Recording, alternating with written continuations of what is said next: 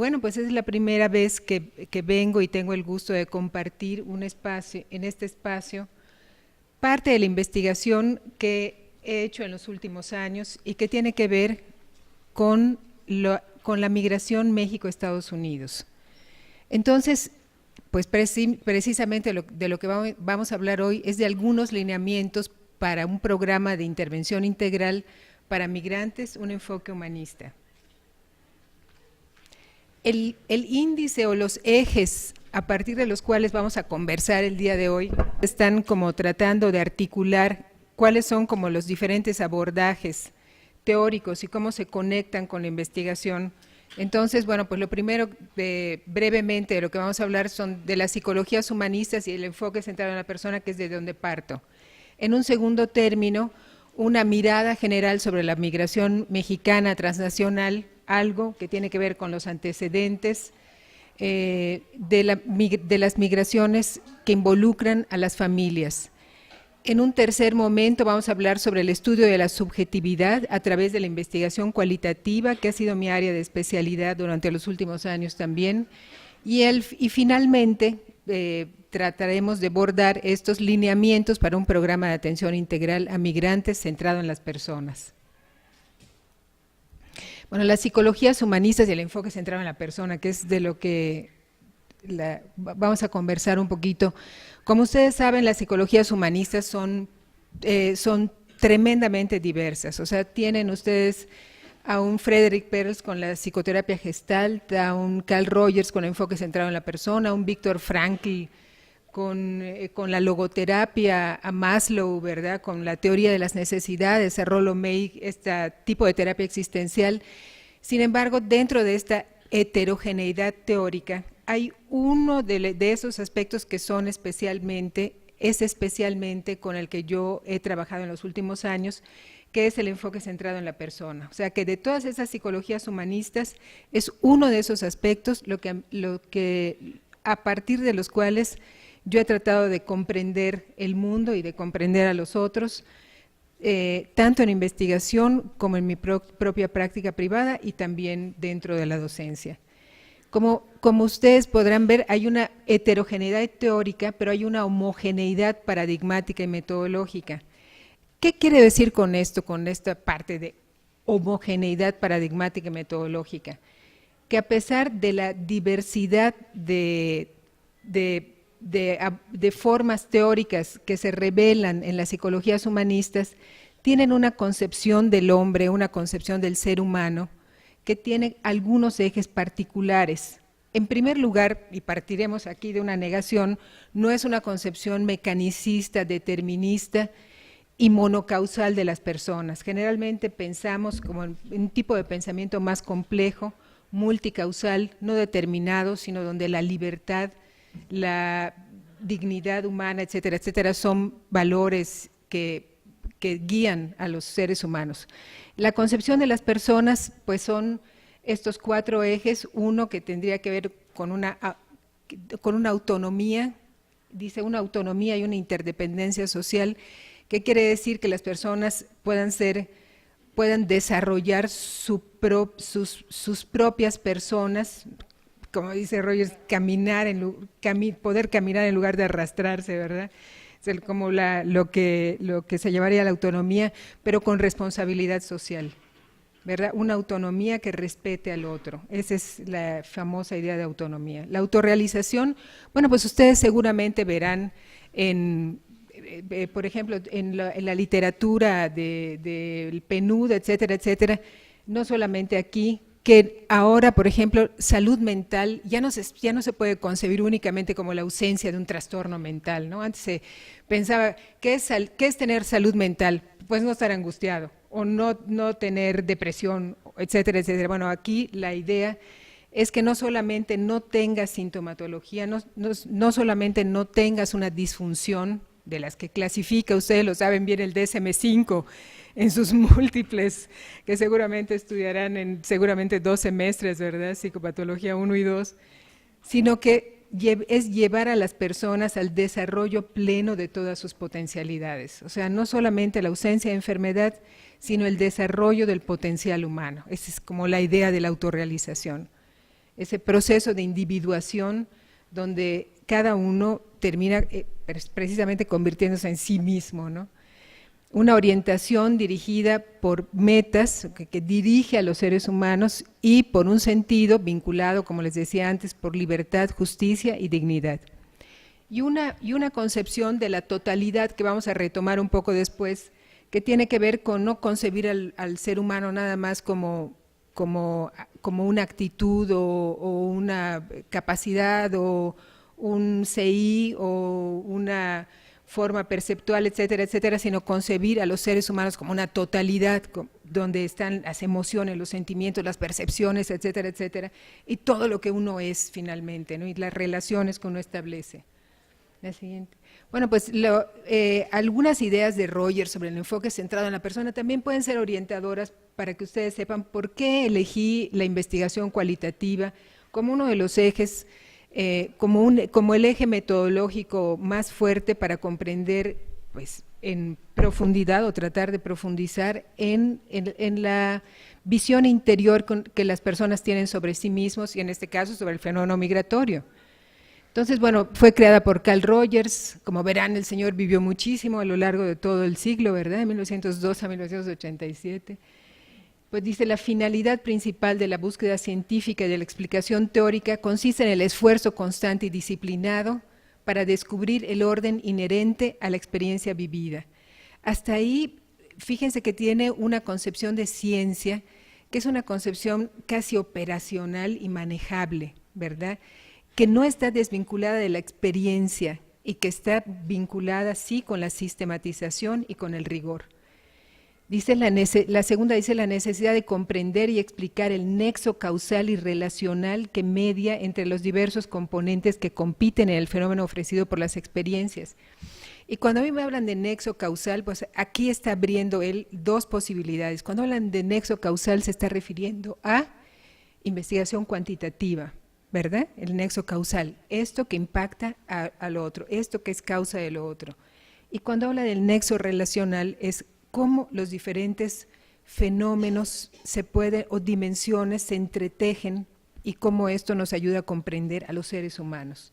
Entonces, en esta frase abre la idea de que el enfoque centrado en la persona o las psicologías humanistas podrían utilizar tanto los métodos cuantitativos como cualitativos. Creo que no funcionó mi señal. Ok, un poquito más sobre eso. Dice, el aspecto más válido del conocimiento científico está constituido por la penetración de la observación y por el carácter disciplinado y creador de la reflexión y no por el uso de instrumentos de laboratorio. Déjenme decirles que una de las cosas que más me ha llamado la atención como psicólogos, por ejemplo, los psicólogos que hacemos investigación cualitativa, es que muchas veces nos dirigimos hacia las narraciones, hacia los relatos, hacia las grabaciones, pero dejamos a un lado todo aquello que constituye el fenómeno de investigar, que tiene que ver con lo que veo y que tiene que ver con lo que oigo, que sería la entrevista, pero que también esa parte de hacer el diario de campo, de mirar lo que ocurre con el otro y sistematizar esas observaciones, pues es algo que es muy, muy importante a la hora de estar investigando. O sea, que un investigador es realmente un voyeur, ¿no? Es como si fuera un voyeur, pero sistematizado. Entonces, bueno, pues allá está, un permiso para mirar. Rogers dice, sostiene la primacía del orden subjetivo, y aquí es esta entrada a lo cualitativo, ¿no? Es una fe inquebrantable en el predominio fundamental de lo subjetivo. Dice, aún la ciencia, o sea, cuando nosotros elegimos un tema, cuando nosotros hacemos elecciones, por ejemplo, de un tema y de los subtemas a trabajar, etcétera, etcétera, estamos haciendo elecciones subjetivas. Déjenme decirles que llevo muchas tesis dirigidas y veo que las preguntas de investigación muchas veces están vinculadas con preguntas personales. Algún día me dirán si sí o si no. Vamos, la siguiente, por favor. Bueno, pues algo sobre la migración mexicana transnacional, algunos antecedentes para que tengamos una idea sobre esta cuestión. Bueno, pues la migración, a pesar de la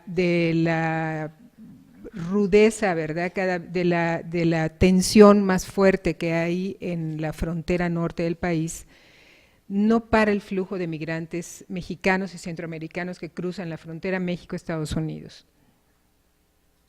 Este flujo enorme ustedes lo saben, ya no solamente de hombres y mujeres, que las últimas noticias han estado muy impactantes y muy fuertes sobre la migración infantil, ¿verdad? Migración y deportación infantil, ha generado la necesidad de un creciente interés por realizar investigaciones multidisciplinares. Es un fenómeno complejo, entonces la psicología es como una parte de esta entrada, y de programas de atención a esta población y generar políticas públicas que respondan a ello.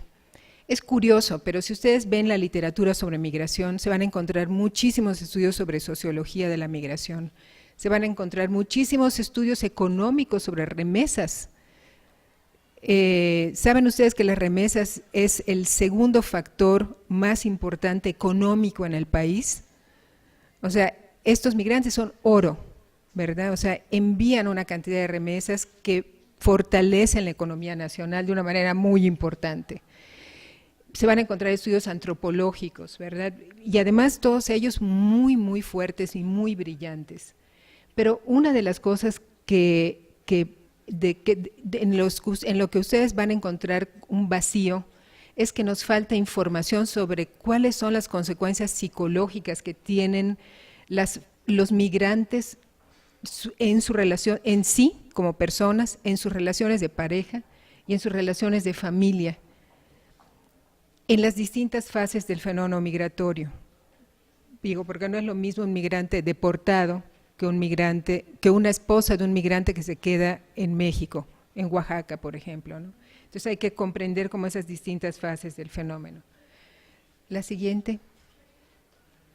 Bueno, pues un profundo Vélez, Ibáñez y Cornelius, que tienen una amplísima trayectoria estudiando la migración México-Estados Unidos, dicen que la migración, que tiene unas raíces históricas profundas, ¿verdad?, ha tenido un proceso de transformación también en los últimos años, y uno de estos como fenómenos que es el incremento de mujeres migrantes que se van a los Estados Unidos, ya no solamente de lo que se llamaba migración de arrastre, ¿verdad?, que se iban a buscar a sus esposos, sino que se van para buscar mejorar la economía familiar, mandar dinero a sus familias, a sus hijos que se han quedado en México. La siguiente. Bueno, pues ahí está la incorporación de las mujeres a la migración. Antes, pues los que se iban eran los varones, muchas veces, los principales que nosotros veíamos que eran los hombres como proveedores económicos o por hombres solteros. Esta migración va cambiando porque se incorporan más miembros de la familia como mujeres y niños, no solamente migra el padre. Hay algunas autoras, y eso se los puse en la última frase, que dice visibilización de la migración femenina, que dicen que realmente no es que haya un incremento fuerte del número de mujeres que se van a Estados Unidos, sino que hay una visibilización, o vaya, que las estadísticas ya las toman en cuenta, que antes no las contaban, entonces no aparecía como un fenómeno que también emergía junto con la migración de los varones. Entonces, bueno, hay diversas autoras que dicen que no es que haya un incremento tan fuerte, sino que ahora se ve y se cuenta el número de mujeres que se van a Estados Unidos. Bueno, participan en los mercados laborales, formal e informal. Antes las mujeres solamente migraban en el marco de la reunificación familiar. Y bueno, pues un dato por ahí del Instituto Nacional de Migración es que en el primer trimestre de 2014 devolvieron a casi 1.600 niñas y niños centroamericanos, no acompañados, ¿verdad?, niños menores que viajan solos, y recibieron también 3.724 niños y niñas mexicanos no acompañados repatriados por Estados Unidos, ¿no? Imagínense ustedes, en un lapso de tiempo tan pequeño, casi 4.000 niños mexicanos que son repatriados por Estados Unidos. Es un fenómeno muy fuerte. Bueno, pues evidentemente está ligado con factores de riesgo y factores de protección, que como ustedes saben, son dos de los factores que tenemos que estudiar siempre en cualquier población con la que nosotros estamos estudiando. cuáles son los factores de riesgo que potencian una problemática vinculada con salud física o con salud mental, y cuáles son los factores protectores que le permiten a las personas, el estrés evidentemente vinculado con la migración, y los factores protectores como aquellos factores como la resiliencia o las redes de apoyo, etcétera, que le permiten a las personas salir adelante. Entonces, bueno, pues diversos autores han dicho que migrar implica un proceso de transición muy fuerte dentro de la vida de uno. ¿Todos de aquí son del DF? ¿Quiénes no son del DF? Ay, queridos, la mitad de ustedes son migrantes. Pues sí, o sea, imagínense ustedes esto que estoy conversando, pero a la luz de la migración interna, ¿verdad? Porque algunos vendrán del estado de Puebla, otros vendrán de Mérida, como yo, o vendrán ¿de dónde vienen? ¿Del estado? De Durango, vaya. Entonces, imagínense esto que estamos hablando a la luz, o sea, cuando ustedes migraron, cuando ustedes se mudaron a México, a la Ciudad de México, pues ustedes tuvieron un proceso de transición. ¿Qué fue lo que dejaron? Dejaron casa, dejaron a los amigos de siempre, dejaron el barrio, dejaron, imagínense, y ustedes no cambiaron de idioma, cambiaron seguramente, no sé qué se come en Durango, pero seguramente se comerá algo como en Mérida, se comen también cosas como muy específicas, y a la hora de cambiar al DF, uno se encuentra, no hay eso mismo, hay otro tipo de comidas, otro tipo de vida, ¿verdad? Otro tipo de formas de socialidad que son características también de nuestro mosaico múltiple que es el país, ¿no?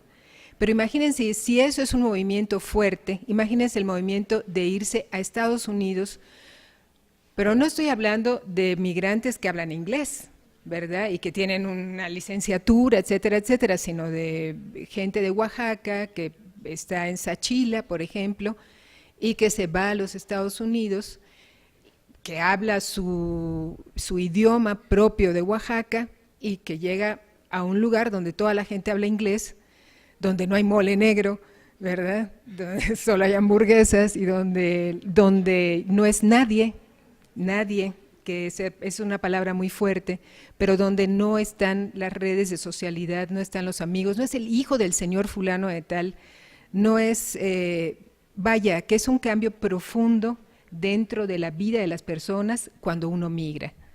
Y uno tiene que hacer ajustes, cambios, ¿verdad?, para poder hacer ese proceso de adaptación al nuevo entorno. Entonces, bueno, el siguiente.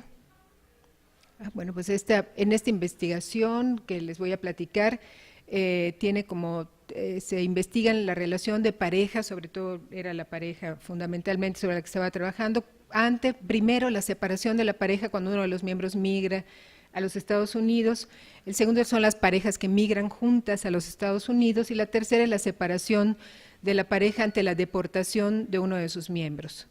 Bueno, así se plantea la necesidad de identificar, y aquí, ¿se acuerdan que Rogers hablaba de ese nexo relacional? Entonces se plantea la necesidad de conocer la relación que se establece entre la identidad personal y cultural, los roles de género, la construcción de la intimidad y las estrategias de afrontamiento en las parejas como resultado de la migración internacional. La siguiente. Así que el problema de investigación fue desde una perspectiva psicosocial de las relaciones interpersonales, en este caso de la pareja, planteamos una visión interaccional en las dimensiones de las que hablé antes: identidad, roles, intimidad y estilos de afrontamiento para la comprensión del fenómeno de la pareja mexicana migrante. Siempre las investigaciones tienen que tener un para qué, ¿no?, para dar respuesta a un entendimiento dinámico de estas dimensiones y tratar de favorecer también los procesos de adaptación a las realidades que les toque vivir. La siguiente. Bueno, pues este es el objetivo general: conocer esa realidad interpersonal como la conjugación de estas dimensiones para una mejor adaptación social de dicha población a las culturas involucradas. La siguiente.